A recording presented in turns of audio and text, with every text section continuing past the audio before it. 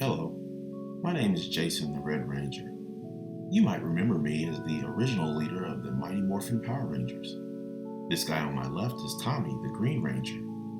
And I was thinking, apparently it doesn't matter to Zordon that as Rita's evil Green Ranger, Tommy once tried to destroy him, and he gave Alpha 5 a virus worse than COVID-19. Or that his Dragon Zord is responsible for more property damage and casualties than Godzilla and King Kong combined.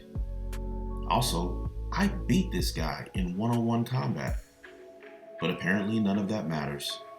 Zordon decided that after Tommy lost his powers, he should be granted a brand new set of powers and take my damn job as the leader of the Mighty Morphin Power Rangers. Did we decide on that with a vote? Did we decide playing rock, paper, scissors? No. Well, I've decided that Zordon can kiss my... Hey, welcome back everyone. MC82 here with another review. Today we are looking at the original Mighty Morphin Red, Green, and White Ranger PVC statues by Pop Culture Shock Collectibles, also known as PCS Collectibles. Now, I know what you're thinking. MC82, these statues were released over a year ago. In fact, they came out in 2019. Why are you reviewing them now? You're right, these have been around for a little while, but with the upcoming release of Rita, Goldar, and the Black Ranger, and the fact that I just got these recently, I thought it couldn't hurt to review them and bring a little bit more attention to this line because I have a few concerns that I'll address later on. Let's start with the packaging, as it's probably not going to win any design awards. But I do appreciate the visual touch of the lightning bolt overlay on the clear front display. There's nothing special on the back other than bringing awareness to the other Rangers that have been released. And on the sides, you'll find portraits of the Rangers with logos of their power coins, which is a nice little design preview of what really matters inside of the box.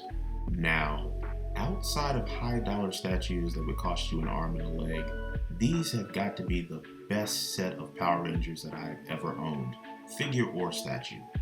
The Red and Green Ranger are roughly 9 inches from the base to the top of their helmets. The White Ranger is around 9.5 inches from the base to the tip of Saba's nose. Now let's start off with the fact that while so many statues show the characters posing on some nondescript piece of metal or rock, the Rangers are placed on their respective power coins. These gold coins are extremely well done, raising the profile of each Ranger's Zord symbol to give it depth, while leaving a rocky texture in the recessed negative space. And the unique tilted appearance makes the statues look like they're floating above the surface, which makes for an impressive visual, whether they're displayed alone or together. And while it's an inspired design choice for the coin to act as a visual base, it's made even more brilliant that it covers the real base, which provides the statue with stability. So let's take a look at these guys individually. Hey, Alpha, can you teleport both Tommies back to the command center so we can start with the Red Ranger? Thanks, Alpha. Red Ranger's helmet is given a glossy finish and paintwork around his visor is clean. His defensive battle stance is highlighted by detailed folds in his suit, accurately reflecting and displaying the weight distribution in his body. A nice touch is the addition of his power blaster and holder on his belt. And somehow, despite the small surface, the paint detail on the morpher is unbelievably clean, and the letters are easily legible. The power sword has a solid amount of detail etched into the blade, and the black and red handle is fairly snug in Red Ranger's hand. It's not going to fall out, but it's somewhat loose, so be careful when transporting it around. Unfortunately, there are a few areas on this statue where the red paint is bleeding into the white.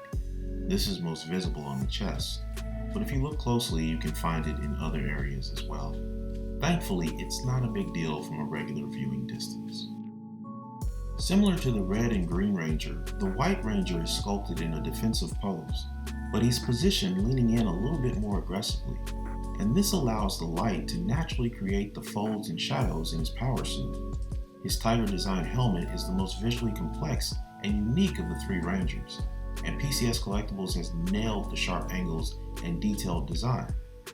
This continues as we move down into his gold trim vest, which is sculpted over his spandex. The metallic gold paint finish contrasts well with the black matte finish to his vest, and this effect is mirrored as we look at his cuffs and boots. Like the Red Ranger, he has his gold belt and holster, which houses Saba, his talking saber. I do have a couple of gripes with Saba. While it features an ample amount of detail from the etching in the blade and the handle, and a sharp gold and silver paint combination, he's unfortunately missing the white paint that should cover most of the frame handle. This is made worse as we get to his head, because the lack of white makes it difficult to distinguish the details in his face. It's a glaring oversight, but one that can be forgiven since the rest of the statue looks so good. The Green Ranger has all of the details in his suit described in the previous two, but it comes along with a beautiful glossy paint finish that really makes him stand out. The distinctive pattern on his gold dragon shield that he didn't use nearly enough in the series is sculpted slightly raised off of his costume, and it brings out the depth in the metallic paint finish. It probably helps that Green Ranger's costume is arguably one of the best suits in Power Rangers history. His pose is similar to the Red Ranger, but he's using his dragon dagger, which is a nice touch as his weapon is one of the most iconic in the series history. It is interesting that unlike the other two, his dragon dagger can be removed. I'm not really sure why, but perhaps they believe the dagger's small frame could be damaged in the packaging if it wasn't packed loose.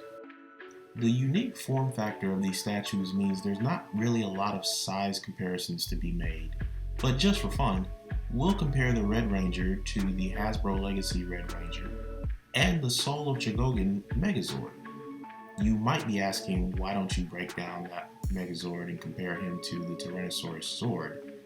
But the last time I did that, it didn't go so well, as I had a hell of a time taking it apart and putting it back together. Now let's compare the Green Ranger to this Legacy Green Ranger and this Legacy Dragon Zord. Unfortunately, I only have the Legacy White Ranger, as the White Tiger Zord is just a little bit too pricey on the aftermarket right now.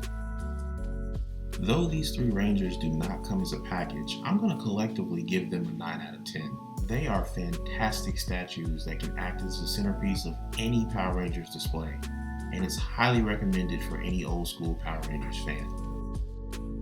Thanks guys for sticking around to the end of the review.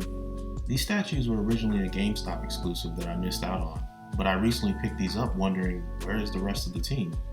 Perhaps PCS Collectibles wasn't sure of how well these would sell, so I said earlier, I'm doing my small part to bring a little awareness to this line. Yes, I know that Lord Draken was released, but admittedly I don't really have any connection to him. I'm glad that they announced Rita, Goldar, and the Black Ranger, who's going to be released in a few months, but it sure does seem like a slow rollout for such an awesome line, and I really hate to think that we could be possibly waiting until 2023 before we see Billy, Trini, Kimberly, and maybe Lord Zed. As always, if you enjoyed this video, please click that like button, leave a comment, or consider subscribing, and I'll see you in the next video. Thanks a lot.